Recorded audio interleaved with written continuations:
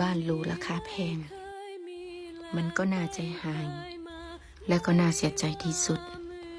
เหตุการณ์นี้สอนให้เฮาฮู้ว่าชีวิตมันสั้นเพียงใดเป็นวิชา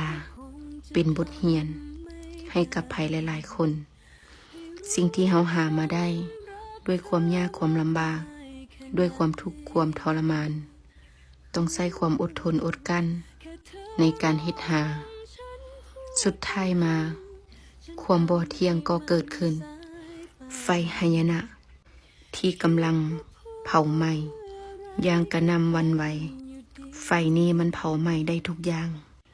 บ่เว้นแม้แต่ห่างกายคนสื่อให้เห็นว่าไฟทั้งนอกยังเผาไหม้ได้ขนาดนี้แล้วไฟในใจคนเด้มันจะเผาไหม้สิ่งที่ดีที่มีในกายได้ส่ำใดเห็นแล้วก็ตกใจและเสียใจนำทั้งครอบครัว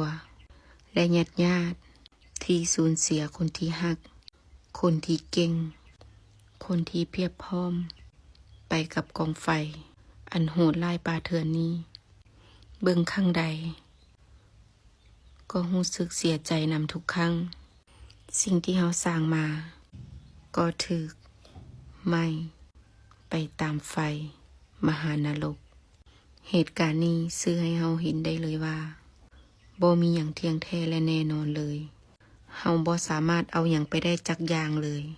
โอ้ชีวิตมนุษย์เฮาเนาะทุกคนดิ้นรนเฮ็ดหาแต่สุดท้ายมาต้องดับไป